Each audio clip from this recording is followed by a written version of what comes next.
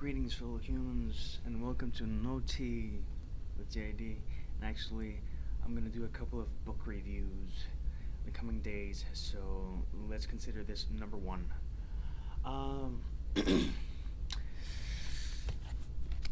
Percy Jackson and the Lightning Thief. I was actually looking very much forward to this series, and I know it's definitely a favorite of quite a few people that I'm actually quite fond of. Here's the thing. Different people like different things, and although it was a fun read, it's a light read. It's not that heavy. It took me, not even pushing myself, it took me about a week because I had so much stuff to do during the holidays.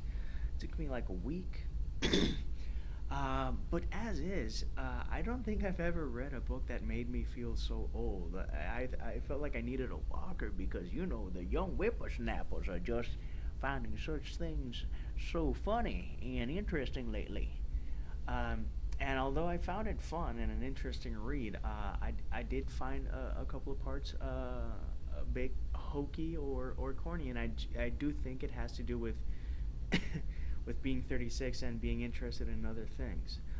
That said, I can't say it's a bad book, and I can't say I hated it.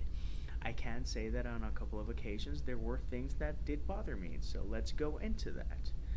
Um, First off, and I really have to get this out of the way, Disney Hyperion is a.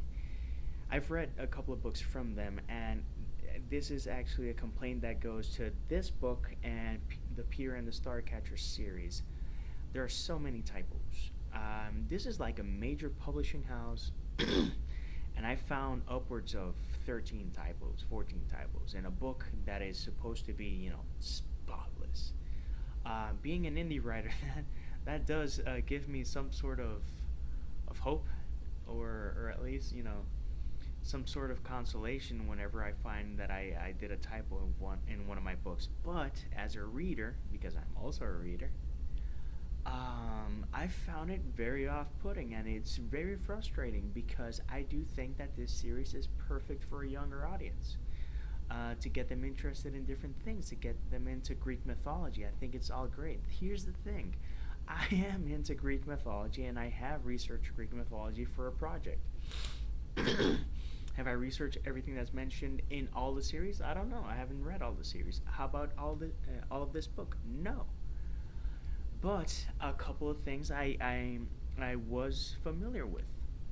Here's the thing: I went blind into this book, and when they ended up in Half Blood Camp, and it's a summer camp, I was like, what?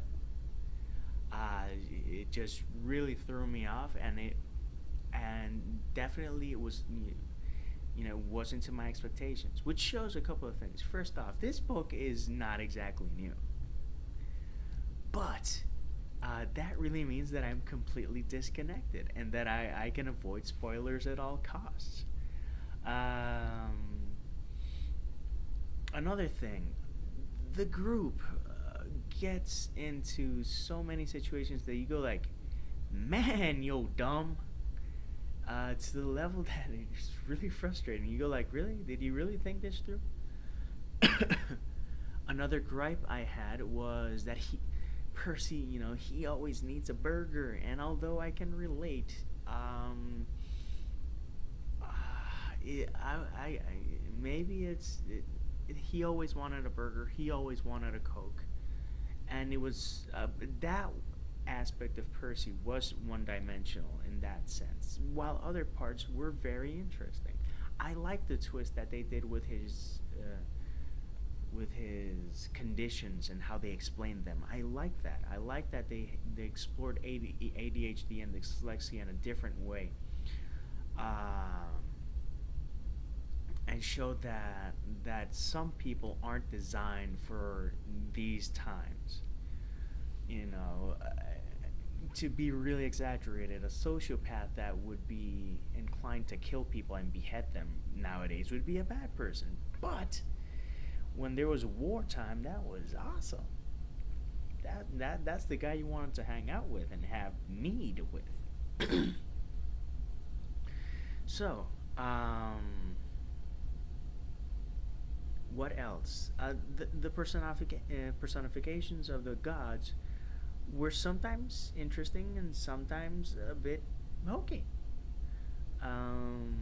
But again, I I had to remind myself on more than one occasion that this was a book for younger audiences. But when I have to constantly remind myself of that, I feel old. And apart from that, I think it shows that it's not a book that I'm gonna and I believe that many people are gonna read for the rest of their lives, unless they want that nostalgia trip. Again, is it a bad book? No, but it's not as phenomenal as I was led to believe, or maybe my expectations were completely off. Uh, the good. The creative way that they dealt with naiads and dryads and some of the gods, I thought was fascinating. Um, and this creative approach to Greek mythology, it's an interesting way to introduce to younger readers Greek mythology, which is fascinating and it is so messed up. Unfortunately, I've read some great books, and that's a problem. In the last couple of years, why do I say that as a problem? Because I saw most of the twists here a mile away, and that was a bit irksome because I thought they could have gone about so many things in so many creative ways.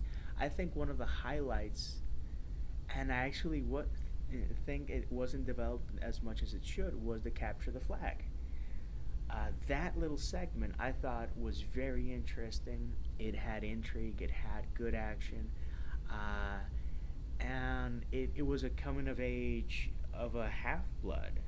I thought that was pretty cool, and I would have liked to see more of that.